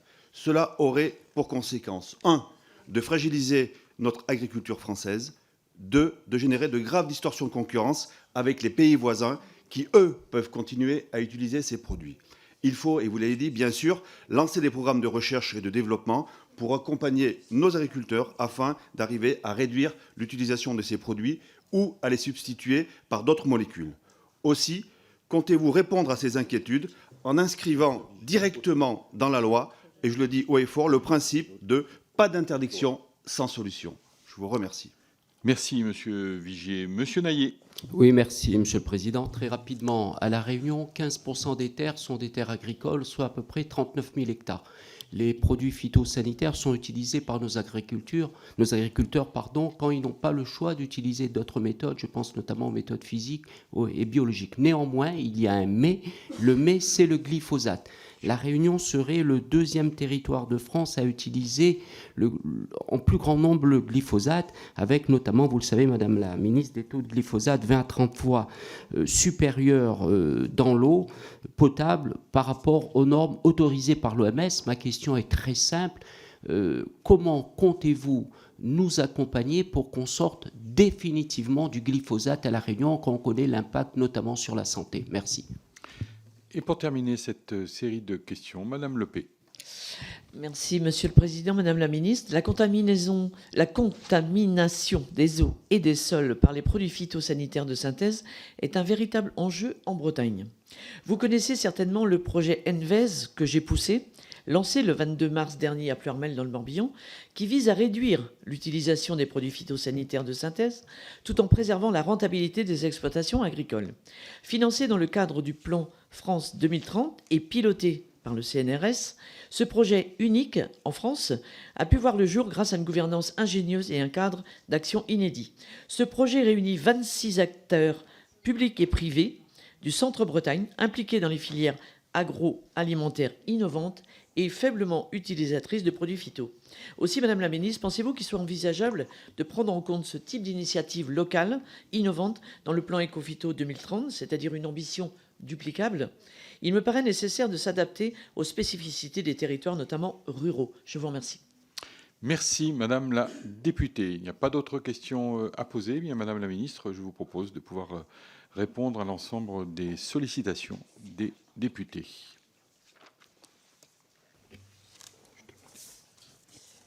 Je vais essayer de reprendre dans l'ordre. Monsieur Buchot, je précise que c'est 250 millions d'euros chaque année pendant 3 ans, ce qui fait 750 millions d'euros, et que le Parsada lui-même spécifiquement, c'est 146 millions d'euros cette première année et à peu près ce montant d'enveloppe chaque année. Puisque vous avez en complément, et ça me permettra de répondre à la question de Monsieur le Président Travers sur les bioéquipements, les agroéquipements, pardon, que j'ai rencontrés tout récemment, précisément pour qu'ils soient bien associés à notre démarche. Nous avons, enfin France Agrimaire a annoncé son planning d'ouverture des différents guichets de soutien à l'agroéquipement le 27 mai. Donc c'est tout récent, suite à son conseil d'administration. Je veux mentionner en particulier l'ouverture du guichet d'aide à l'investissement dans le matériel d'irrigation qui s'ouvre le 30 mai, ainsi que celui qui va accompagner le projet rénovation des vergers pour développer la production et assurer un renouvellement régulier des espèces et variétés. Donc, ce n'est pas les agroéquipements, mais ça ouvre également le 30 mai. Un guichet 3 juin sur le matériel concourant à la réduction de l'utilisation des produits phytosanitaires et un guichet le 10 juin d'aide à l'achat d'agroéquipements limitant les fuites d'azote. Donc là, on est sur élevage, croisement, décarbonation. Et nous avons également un guichet décarbonation des serres. C'est à mi-chemin sur l'agroéquipement. Et un guichet le 1er juillet sur les agroéquipements pour les fruits et légumes et le 8 juillet sur les agroéquipements pour les vergers. Donc vous voyez un calendrier très resserré d'ouvertures successives de guichets pour soutenir les investissements des agriculteurs dans les agroéquipements, et tout cela contribue à nourrir notre trajectoire agroécologique. S'agissant de l'initiative que vous mentionnez toujours, monsieur le député Buchot, moi je l'accueille les bras grands ouverts. Vous savez que dans le cadre du plan France 2030, au soutien des initiatives territoriales, et ça fait le pont aussi avec votre question, madame la députée Lepé, des initiatives territoriales qui visent à réduire les émissions de gaz à effet de serre ou à améliorer l'impact sur la biodiversité en mettant tous les acteurs autour de la table. Et souvent, on a des collectivités locales ou des parties prenantes qui sont engagées et qui apportent aussi des financements. Et l'objectif, c'est d'avoir des cas d'école qui fonctionnent sur des territoires qu'on puisse ensuite reproduire ailleurs. Alors, comparaison n'est pas raison. Les conditions pédoclimatiques, une fois de plus, ne sont pas pareilles partout. Les acteurs ne sont pas structurés de la même manière. Mais néanmoins, ces cas d'école permettent de tirer le fil et d'aller beaucoup plus loin. Et je dirais, dans l'esprit de la question que vous posez, c'est un peu le même esprit des plans d'alimentation territoriale, des PAT. Il y en a 400 sur le territoire. Nous avons annoncé au Salon de l'agriculture le soutien, la poursuite du soutien de ces plans avec, je dirais, 2 niveaux. Ceux qui sont encore à la phase d'ingénierie pour concevoir des politiques intégrées de la ferme à la fourchette, et ceux qui sont à un niveau plus avancé dans la mise en œuvre et qui bénéficient de financements renforcés. Et il y a des choses qui sont assez exceptionnelles qu'on voit sur le territoire, sur lequel il faut pouvoir s'appuyer. Et le 3 juillet prochain, le Conseil national de l'alimentation se réunira. Il y aura notamment un point sur les PAT. Et je pense, vous avez parfaitement raison, il faut continuer à appuyer ces initiatives. Le maître mot de ce que j'ai entendu, c'est qu'on fera ensemble. On l'a vu dans les enseignements qu'on a tirés des plans précédents qui n'ont pas atteint leur cible, malheureusement, et je pense que tout le monde le déplore sur ces bancs, c'est le faire ensemble qui va être essentiel, et c'est la territorialisation de ces plans. Ça ne pourra pas rester dans au niveau parisien. Monsieur Buchot, je finis votre dernière question. Le point d'étape sur le phasage stratégique. Donc, à date, sur le comité des solutions, toutes les cultures auront fait l'objet d'une analyse d'ici le début du mois de juillet. Et nous aurons donc la capacité à partager avec la représentation nationale et avec l'ensemble des acteurs les pistes de solutions qui se dessinent, reconnaissance mutuelle, extension d'usage, mais également les points de blocage, et je dirais analytiquement la situation de la réalité des distorsions que les agriculteurs voulaient porter à notre connaissance. Et donc, de ce point de vue-là, ça permettra d'avoir un point de départ pour ensuite tirer le fil. Sur le Parsada, le guichet d'appel à projets a été ouvert. 14 projets ont été retenus en interfilière comme étant des besoins, notamment tout ce qui est autour du désherbage, un certain nombre de problématiques aussi sur les ravageurs et sur les fongicides. Et puis, nous avons des projets qui sont plus ouverts, et le conseil scientifique du plan du Parsada est en train d'examiner ces projets avec l'objectif de les valider d'ici l'automne prochain. Et évidemment, on fera un point au travers du comité d'orientation, du COS, du plan Écophyto régulier. J'annonçais le mois de juillet pour faire ce premier point de départ. En plus, nous devons renommer, c'est réglementaire, nous devons renommer les membres du COS. Et à partir de là, il faut battre la mesure et tirer le fil. J'en profite pour dire qu'à date, on n'a pas publié de résultats ou dire que nous avons battu tel ou tel indicateur. Nous donnons les batteries, nous publions les données statistiques qui existent, QSA, NODU, par type d'analyse, et chacun y retrouvera ses petits. Mais nous fondons notre ambition sur l'indicateur européen. Et c'est une posture politique, vous l'avez compris. Nous voulons avoir un indicateur européen. Nous ne pouvons pas... Non, mais nous ne pouvons pas... On ne peut pas dire qu'on est pro-européen et pas prendre l'indicateur européen. À un moment, il y a deux fils qui se touchent. Et donc, c'est ça. Et nous acceptons de faire le travail, de pousser l'amélioration de cet indicateur. Voilà. Mais on cache pas les choses. Et par ailleurs, on ne peut pas dire que nous revenons en arrière sur notre ambition, parce que, contrairement à ce qu'on raconte sur l'indicateur, les moins 50% constituent une ambition qui est absolument considérable. Absolument considérable. Elle n'a pas été étayée ni en 2008, ni en 2014, à ma connaissance, par une trajectoire. Moi, quand j'ai travaillé sur la stratégie nationale bas carbone et sur la baisse des émissions de gaz à effet de serre sous l'égide de la Première ministre dans le cadre de la planification écologique, nos trajectoires, elles sont étayées sur des mesures. On y arrive, on n'y arrive pas, mais c'est étayé. Ni 2008, ni 2015 n'ont construit une trajectoire. L'objectif de moins 50%, il était politique en 2008, il était politique en 2015. Donc, ne nous payons pas de mots. Notre objectif, c'est de baisser les usages et les risques liés aux phytos en conjuguant la protection de notre santé, la protection de notre environnement, le fait de maintenir les rendements, parce que, encore une fois, lorsqu'on abîme les sols et lorsqu'on abîme la biodiversité, on abaisse les rendements. Et c'est là où ça se rencontre avec la production. Et de créer une diminution de notre dépendance aux intrants. Et c'est très exactement la politique que nous menons, et je pense avec un plus haut niveau d'ambition. Et cette majorité a montré qu'elle était capable d'atteindre des hauts niveaux d'ambition. Je ne fais que rappeler la baisse des émissions de gaz à effet de serre de l'année dernière, moins 5,8%. C'est un point de plus que tout le quinquennat Hollande, sur une seule année. Sur monsieur le député Alexandre, que pense-t-on n'autoriser que des projets d'agriculture biologique dans les zones de captage? C'est le sujet sur lequel nous avons travaillé. On a une boîte à outils. Effectivement, ça peut être une perspective, mais je pense qu'on ne va pas être systématique. Parce qu'en fait, ce qu'a montré les précédentes années, c'est que d'être systématique et d'avoir des réponses standardisées sur des sujets agricoles qui sont aussi divers, territorialement et par type de culture, n'est pas la bonne approche. Je rappelle d'ailleurs qu'il y a des productions qui sont sans phyto et qui ne sont pas biologiques. Vous avez des exploitations sans phyto qui ne sont pas biologiques, parce que c'est un cahier des charges. Et donc, si vous n'avez pas 100% du cahier des charges, vous n'avez pas le label biologique. Donc, attention aussi à ne pas tomber dans la caricature. Inversement, et oui,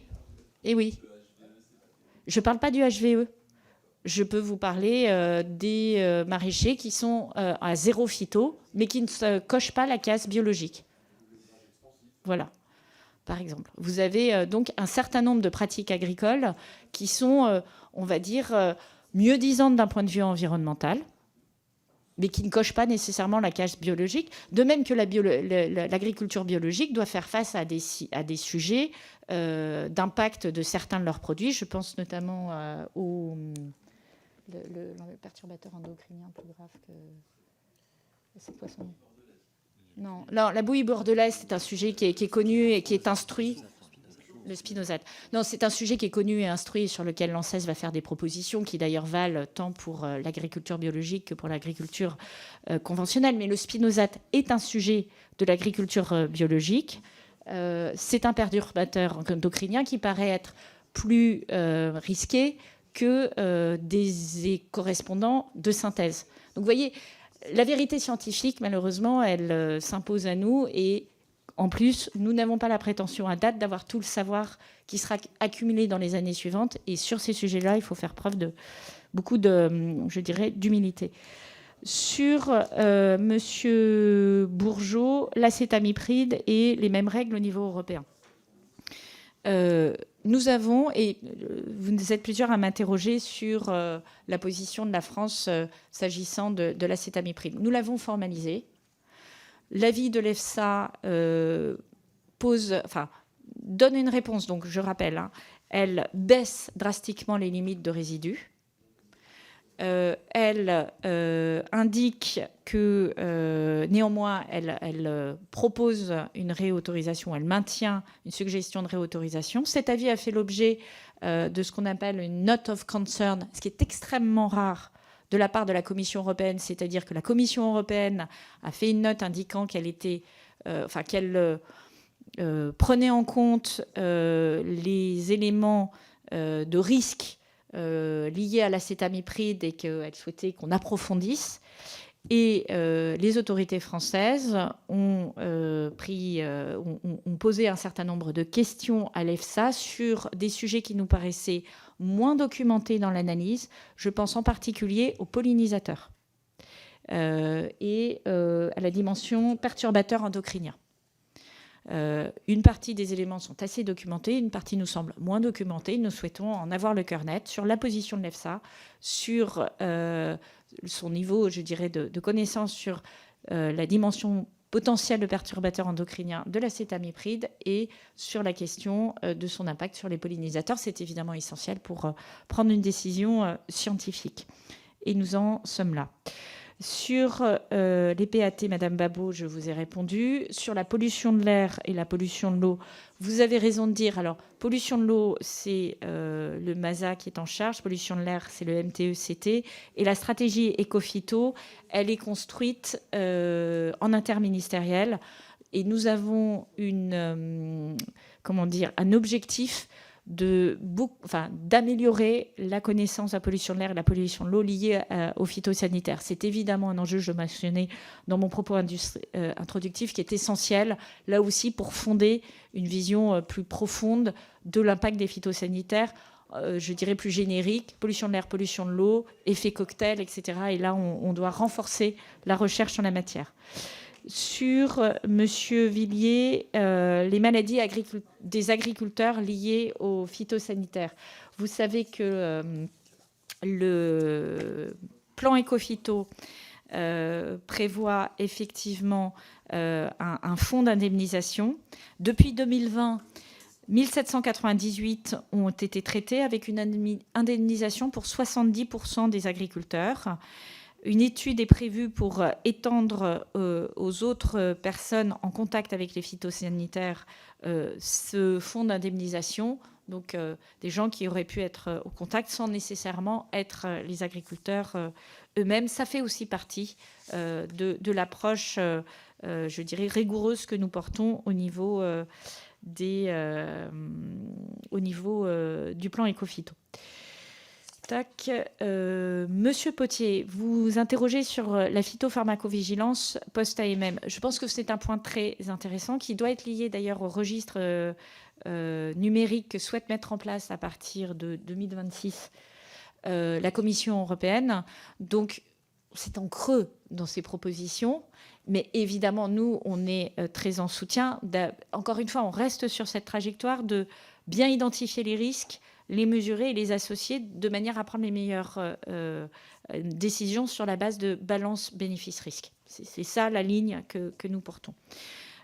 Sur les pratiques agronomiques, bien entendu, elles font partie, elles sont d'ailleurs testées dans les fermes défis, elles font partie des itinéraires techniques qui sont testés. Je ne vais pas vous dire l'évaluation des exploitations qui sont soutenues et des résultats, puisque, comme je vous l'indique, les budgets démarrent. Oui, mais France Relance, les affectations d'enveloppe sont toutes récentes encore. C'est entre 2023 et 2024.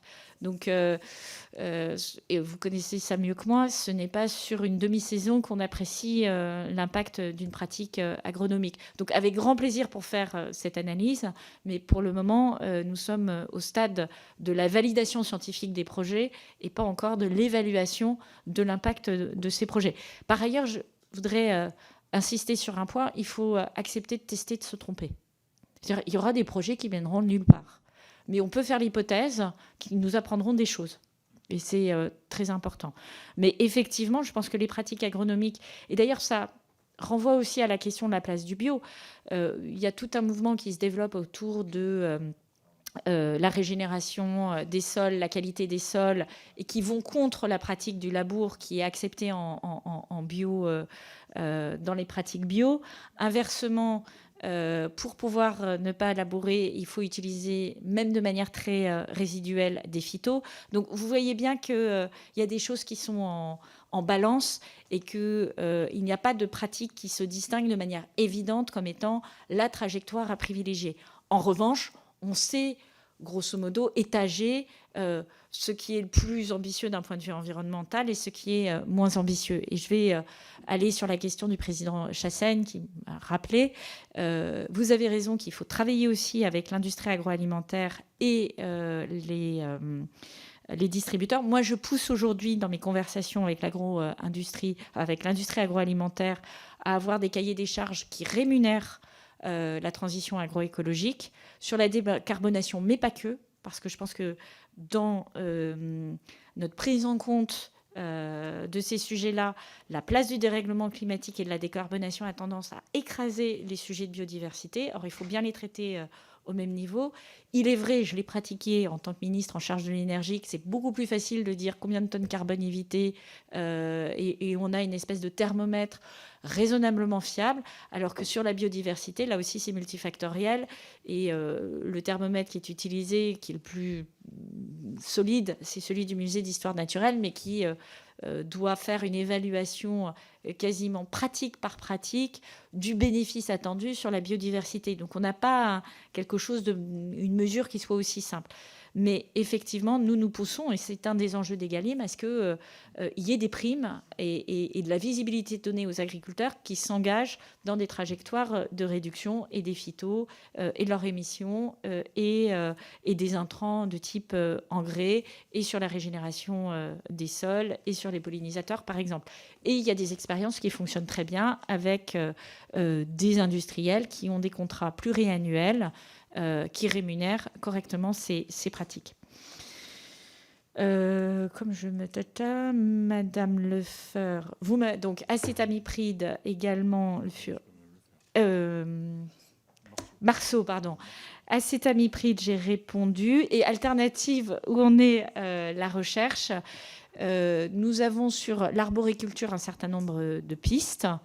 Nous en avons également sur la betterave. Vous savez que nous faisons une expérimentation de biocontrôle agri-odor qui n'a pas d'équivalent au plan mondial, en tout cas au plan européen. 500 hectares en expérimentation agri-odor cette année.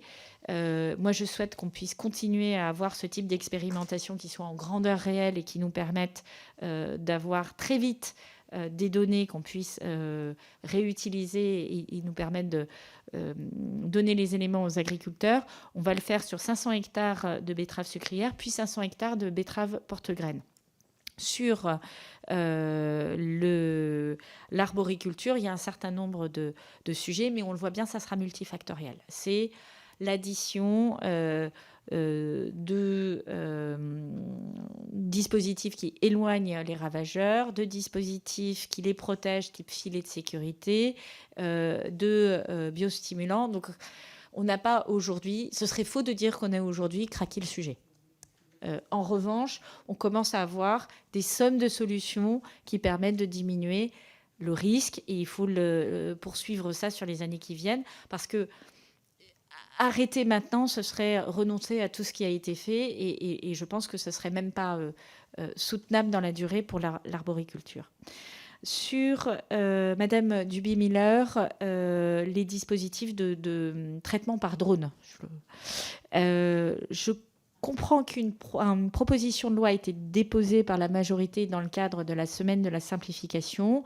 Le ministère de l'Agriculture et de la Souveraineté alimentaire est favorable à la poursuite de cette expérimentation et au fait qu'elle soit confortée. Monsieur Adiar, sur POSEI, votre collègue m'a posé une question hier, Monsieur David Riemann m'a posé une question exactement sur la même chose. en question orale sans débat. Donc, je rappelle que le rapport de la Cour des comptes considère que les soutiens doivent être rééquilibrés en faveur des filières de diversification. Elle fait 2 recommandations: introduire de la dégressivité des aides et les conditionner aux efforts agroécologiques, et un deuxième élément qui est de favoriser l'organisation des producteurs engagés dans une démarche de diversification. Cette deuxième recommandation est d'ores et déjà mise en œuvre avec un renforcement du programme POSEI dédié aux actions en faveur des productions végétales de diversification. Et vous savez que le président de la République a annoncé au Salon de l'agriculture l'augmentation de la hausse des crédits de 45 millions d'euros à 60 millions d'euros, avec un premier étage de la réforme POSEI qui est engagé par le lancement d'un cycle de concertation avec les professionnels et appuyé par l'ODEADOM. Et à l'issue de ces concertations, on fera le diagnostic de la répartition des aides et la re-répartition, ce que vous appelez de vos voeux. Madame Batho, je note que vous avez des doutes déontologiques sur l'ANSES. J'en prends acte. Moi, je faisais référence à une méta-analyse. Une méta-analyse, ce n'est pas un propos de comptoir, c'est un travail scientifique. Et par ailleurs, je vous renvoie aussi aux travaux de l'EFSA, qui ont peut-être des problèmes déontologiques. Mais dans ce cas-là, je pense que nous avons un gros souci, puisque nous considérons que tant l'EFSA que l'ANSES sont nos boussoles en matière scientifique. Monsieur Vigier, pas d'interdiction sans solution, c'est évidemment le principe d'action qui nous nourrit. Et c'est pour ça que nous avons accéléré la recherche de solutions sur des molécules qui ne sont pas interdites. C'est tout l'enjeu du Parsada. Et c'est le changement de méthode que nous mettons en œuvre.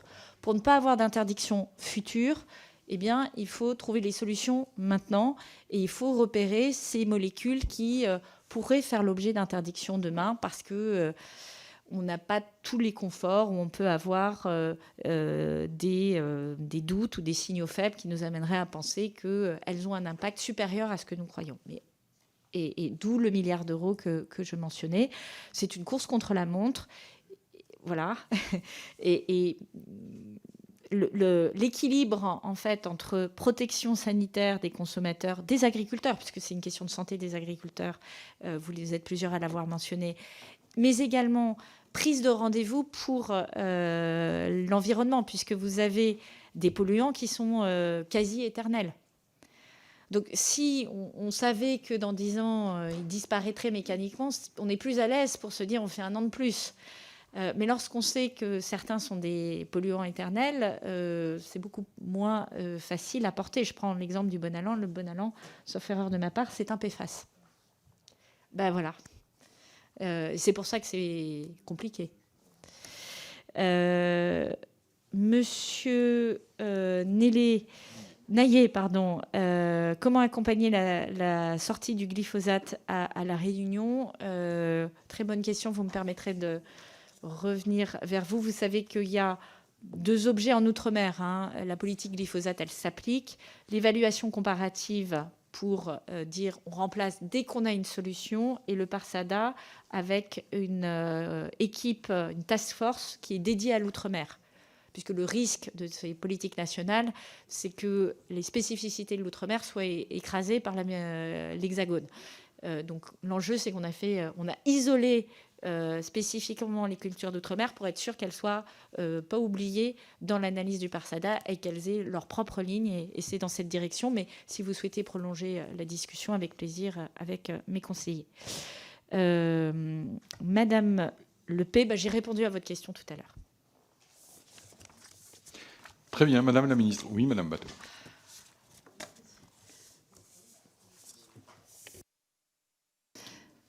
Deux précisions rapides. D'abord, ce n'est pas moi qui mets en cause la déontologie de qui que ce soit. Il y a un rapport officiel du comité de déontologie de l'ANSES, en particulier sur les problématiques qu'a rencontrées l'agence dans le cas du glyphosate, où je rappelle qu'avait été sélectionné pour faire des études l'auteur du cahier des charges et qu'un certain nombre de demandes avaient été faites au Centre international de recherche pour le cancer qui rencontrait tellement de problèmes déontologiques écologique avec ces demandes qui s'est désisté.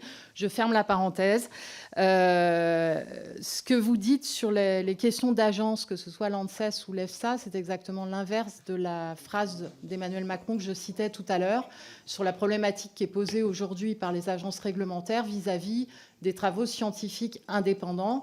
Et je renvoie à la décision de la Cour de justice de l'Union européenne du 25 avril dernier qui souligne bien qu'il faut prendre en compte les travaux scientifiques. Enfin, je n'ai pas vraiment compris votre réponse sur l'acétamipride, où le problème il est surtout posé en fait pour les oiseaux, les vers de terre et par rapport à la durée de la persistance de la métabolite dans l'environnement. Donc je voulais juste comprendre si vous envisagez de changer la loi française en fait. Merci Madame Bateau. Ça reste à 1 minute. Monsieur Descrozaille. Oui, juste à propos de glyphosate et de scientificité, pour rebondir sur les propos de ma collègue Delphine Bateau, pour qui j'ai énormément de respect d'ailleurs pour les travaux, le niveau de rigueur et de réflexion que vous avez d'habitude. Mais là, j'aurais fait référence aux travaux qu'on a conduits avec Dominique Potier sur la commission d'enquête phyto. On a notamment auditionné Laurence Huck, qui est une personne très courageuse, chercheuse à l'INRAE, qui conduit pas mal de collectifs anti-pesticides. Et en fait, la complexité de cette affaire oblige à reconnaître que même l'adjectif cancérigène fait l'objet de discussions, pour ne pas dire de controverses scientifiques. Laurence Huck elle-même nous dit que selon le profil de scientifique auquel elle s'adresse, elle va se trouver avec des toxicologues qui vont tout à fait admettre que le glyphosate est cancérigène en parlant de perturbation du métabolisme cytoplasmique, et avec des cancérologues qui vont dire non, ce n'est pas cancérigène parce qu'il n'y a pas altération de l'ADN nucléique. Pardon d'être jargonneux, mais vous n'arrêtez pas de parler de scientificité, alors ok, allons-y, soyons scientifiques. Donc en fait, il y a un niveau de complexité tel qu'on doit quand même... Nous, ce qu'on assume, c'est qu'il n'y aura pas d'agriculture sans aucune forme de soins et de santé curative des plantes. Merci, Monsieur Descrozaille. Monsieur Delautrette. Ah, pardon, Monsieur Fournier, excusez-moi. Oui, non, ma question, Madame la Ministre, vous n'y avez pas répondu. En fait, je ne parlais pas de l'indemnisation des agriculteurs qui seraient contaminés par le recours aux phytosanitaires, mais des cultures bio qui le sont. Notamment, je pensais au prosulfocarbe, qui, devrait être interdit, mais 2, à minima, indemniser toutes celles et ceux qui perdent des cultures de manière massive à cause de ces phytosanitaires extrêmement volatiles. Merci, Monsieur Fournier. Pardonnez-moi pour mon erreur. Madame la Ministre. Pardon, quelqu'un d'autre avait posé la question du fond, donc j'ai 2 fils se sont touchés. Sur ce sujet-là, vous le savez, il y a le lancement d'une mission sur la création d'un fonds pérenne avec des résultats attendus en juin sur la réduction de la dérive et donc la possibilité... il y a une mission pour